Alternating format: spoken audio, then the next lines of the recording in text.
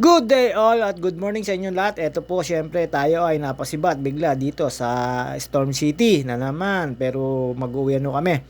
Alas 10 po ng gabi kami umalis. Syempre pagdating mo namin dito madaling araw, tulog po kami sa Burnham Park. At ito nga po unang pinunta namin istasyon ay Grotto, Our Lady of Lourdes. At yun nga po, ayan, nakita nyo naman po, lamig-lamig dito. At alam nyo na, may mga pinagdadrive po tayo. Dito po tayo swerte sa mga pinagdadrive. At ayan, pababa lang po tayo at bumili po tayo ng candle. Siyempre, sasama natin sa dasal. Alam mo na kung sino ka. At alam mo naman, uy, sana all. At yun nga po, dito po tayo na gano'n ng candle natin. At pagkatapos po namin dito, ay pumunta po kami sa... Hindi ko na po alam na simbahan. Basta may pupuntahan kami dito, 4 o 5 simbahan na kailangan pagdadausan ng bisita iglesia. At ito po ang una namin pinuntahan. At second po ay dun sa may, hindi ko po alam kung St. Petersburg. Basta pati cathedral po, dinamay po namin. At dun po sa may St. Joseph. At ito po nga, excuse me po, tawa lang po. At ito nga po, lamig na lamig tayo, so tayo ng jacket. At bumaba po tayo dyan, pero joke lang po. At ayan po yung bilihan ng kandila. Tapos ito yung pinaka-grotto. At yan po yung mismong tirikan ng kandila. At after po nun, ito na po tayo sa may isang simbahan. Ayan po, ito po yung sunod natin, cathedral. Bago po itong cathedral na to ay pumunta po kami sa St. Joseph. Ayun, ikatlong ano po to. At syempre, ayan, nandyan po yung may maliit na simbahan. Hindi ko alam kung santuario po yan. At may bilihan po rito. Pero doon po tayo sa St. Joseph bumili. At dito po, ayan, habang nag-aantay po tayo dyan, nakita nyo naman po, ang lamig-lamig. Lahat po ng tao naka-jacket. Nandito po tayo sa Baguio Cathedral. Sa likod po ng Baguio Cathedral. Kasi kinakausap po yung pari dito o Paris Cura Parroco dito at magpapa-schedule po ang Holy Trinity Parish. At ang kasama ko po dito ay ang mga senior. At ayun nga po, syempre, tayo ay napapagkatiwalaan magmaneho papunta rito. Alam nyo naman po, pag dito tayo sa Baguio, ay medyo alam lang po natin ang mga kalsada rito. Pero syempre hindi naman po natin lahat alam. Pero yung iba lang po na sinabi sa akin, yun nga po yung aking mga pinuntahan. Medyo puyat pero nakatulog na ho kami sa Burnham at napag-picture-picture na po mga kasama ko. At yun nga po, inantay lang po namin magbukas sa mga church. At after po rito, tinignan ko po yung pababa po sa may Session Road. At yun nga po, syempre lagi kong dinadaanan po yung Session Road. Pero hindi na po ako bumaba dito sa hagdan na to. Gawa po na napakataas po at medyo puyat-puyat po tayo. At bitin po sa tulog at magdamagang takbo po. Pero swabing-swabe naman po pagdating dito napakaginaw. Ito po yung sinasabi ko sa inyo na magagaling Session Road pag gusto nyo magparusahan ng sarili nyo. Kokonti lang po yung hagdan na yan, pero ang tataas po niyan. At yun nga po, ayan, nakita nyo naman po, ginaw na ginaw. Uy, sana all, naka-violet. Syempre, alam nyo na, dito nga po, ayan, tayo pumunta po rito, dyan sa may, anong yan. At nagtingin-tingin po dyan, marami po kasi dyang mga souvenir. Nagbukas na po dito. At after po nito, pagkatapos po niyan, pumunta po ako sa mga bilihan po ng pasalubong. Pero wala naman po tayo ibibiling pasalubong. Alam nyo na. Hindi po tayo dito na medyo mahalay po rito. Kaya pumunta po tayo ng ng La Trinidad. At ayun, pagkatapos po namin sa St. Joseph sa may papunta pong Cam John Hay. At yun nga po, ito, after po rito, nagkakabilihan na po sila. At yun nga po, yung dala namin sa sakyan ay siksik na siksik. Buti na lang, may top carrier ang dala namin sa sasakyan. Nasa sasakyan ni Tita Marisa. At yun nga po, ito, nakita nyo naman po yan. Kitang-kita po lahat dito sa Baguio Cathedral. Ang buong Baguio na galaan na may Burnham Park. Tapos may mall. Ayan po, kita nyo naman po. Ayan yung Burnham Park. Makita nyo naman po. Tapos ito, Session Road. Ayan po yung palengke. Parting kanan na yan. Magkakadikit lang naman po ito. Kaya lang matataas yung inyong lalakadan. At syempre, hindi maring dadaan ng katedral. Lalo ako. Hindi na po tayo nakapag-walking dito kasi mag-uuwian po kami. At dito po sa St. Joseph, lumabas po tayo. Ayan yung way na papunta pong Botanical. Tapos ito po yung way na papuntang Mines View, right part at saka papuntang Marcos Mansion. At dito po, dumaan po tayo dito. At si ate na nakatingman, lamig na lamig. Pati hanggang ngayon, malamig pa rin po ako. Ate, welcome to Barangay St. Joseph po. At pasok po tayo dito. Nakakatuwa naman po rito. May mga estudyante. Siyempre, may Liceo dito. Liceo di St. Joseph At meron din naman po Liceo di Baguio at ayan po. Nakita nyo naman po, walang ka-traffic. Alanganing araw po kasi dito po pag pupunta ka sa Baguio, may coding po rito, 7 a.m. to 7 p.m. No window hours. At kaya ayun, hubad na po tayo ng jacket dahil hindi na po malamig dito. Medyo uminit at sumisilay na, ano pang tawag doon? Sumisilay na ang kainitan o ang araw. Ayan nga po, tapos ito, pasok po tayo. Piling po tayo, lumabas, ipinarking, tapos papasok. At yun nga po, lahat po ng parkingan dito at CR ay may bayad po kung gusto nyo naman po mag-comfort room or mag-parking. Automatic po rito may bayad sa mga simbahan dito, tsaka po dun sa mga comfort room, lalo po dun sa may Burnham Park. Siyempre, para mapananatiling malinis.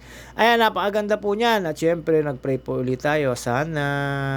Ayun nga po, syempre, hindi na lang po tayo nagtirik ng kandila dito dahil nakapagtirik na po tayo ng kandila dun sa Our Lady of Lourdes. At pagkatapos po rito, may pinuntahan po kami na isa dito sa may Lawak Airport pero wala akong parkingan kaya hindi po gusto ng ni Father. At yun nga po, lumampas po kami sa may Cannon Road. Ayan po, ganyan po kayo na simbahan.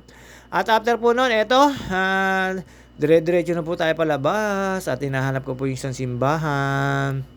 At after po nun, eto, sa may papunta na po tayo ng Burnham Park at palabas na po tayo ng papuntang La Trinidad. At natapos na po namin yung mga dapat namin tapusin. At ito nga po yung way na papunta po dun sa hotel ni Sec Yusek Cabral. At yun nga po, dinaan namin sa Cannon Road ng kanyang pinagtalunan. Pero wala na po siya doon. Pero meron pa pong caution na yung pang nilalagay ng mga polis.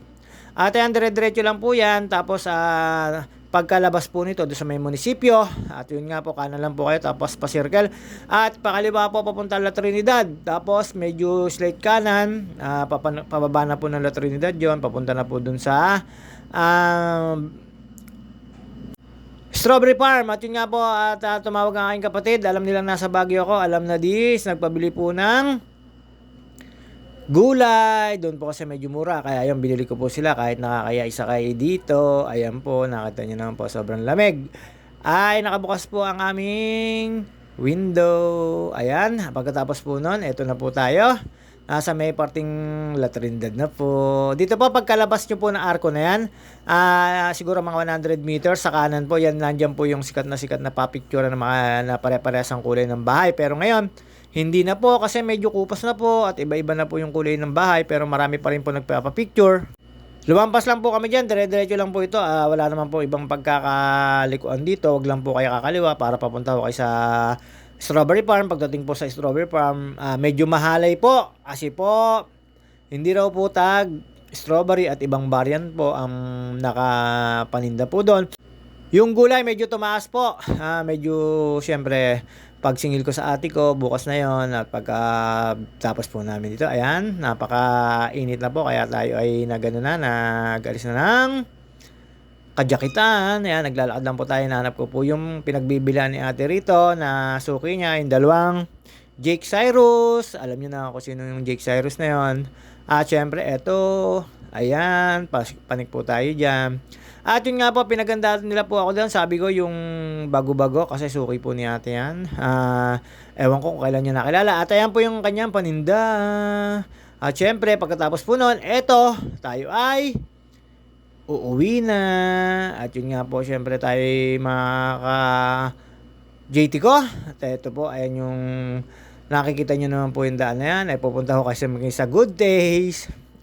At yun nga po, ang pinunta namin yung isang Good Taste branch, pero punuan po, hindi po pwedeng pumasok yung aming dalang sasakyan kasi meron pong nakalagay sa Top Career. Ayan po yung bagong branch na yun, tinuro niya na may Top Career. Tapos sabi ko, punta na lang po kami doon sa yung talagang unang-unang Good Days. At dito po kami dumaan sa may likod ng Burnham Park. At pas pakaliwa doon sa may papunta pong Session Road, papunta pong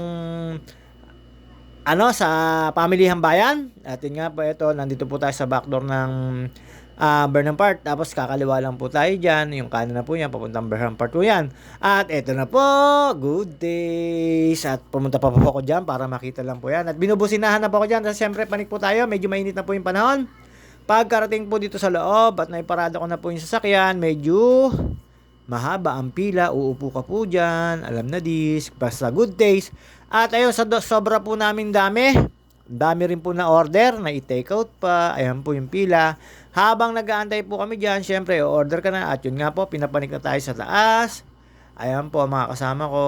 Si Father, si Tita Marisa, si Tita Dor, si Tita Presi, si Tita Oya at Tita Eva. Ayun nga po, ayun mga kasama namin. Pagpasok po dyan, at nakita nyo naman po, dito po kasi sa original, sa talagang main branch, wala po robot dito, hindi po doon sa, kaya gaya sa pangalawa, na branch na yung bago, doon sa may Burnham Park. Ito po, dito po to sa may loob ng palengke. At syempre, kaya natin alam yan, hindi tayo gala dyan. At yun nga po, ayan, dami po nakapila. Tapos kinuha ko po kay Tita Marisa yung papel dahil doon po iaabot dyan sa naka-blue para harapin yung anong number mo. At yun nga po, pagkatapos po dito, umupo na po kami, panay po ang follow-up ko dyan. Ayan, sunod-sunod na po tayo doon sa naka-green dahil yun po talaga mag-ano ng table number. Kasi po dito, kung ano nakalagay na table number sa'yo, yun lang po yung uupuan mo. Hindi ka pwedeng mamili dito, magkakamali yung serve sa'yo. At yun nga po, after po nun, eto, dito po kami sa Lion's Head, dumaan. At ayun nga po, pauwi na po tayo. Nakita nyo naman po, katanghalian tapat, balikan lang po ang ginawa namin. Umalis kami ng alas 10:30 or 11 ng gabi.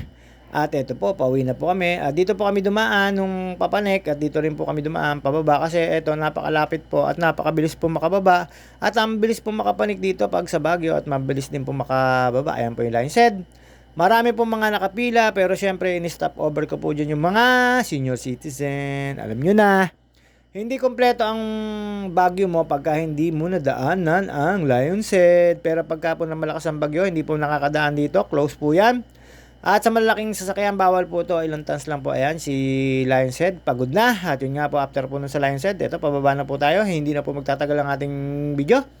Ito po, malapit na po tayo sa jump ni Yusek. Ayun na nga po, ito, nandun na po tayo sa way na yon. At syempre, ito po, sa mga hindi ko po nababate, pasensya na po, nalilimutan lang. At ito, hanggang dito na lang po tayo sa mga gustong pumanik ng Baguio. Ang sarap pumanik ng Baguio pagka po weekdays. Pag weekend po, medyo matraffic, babu.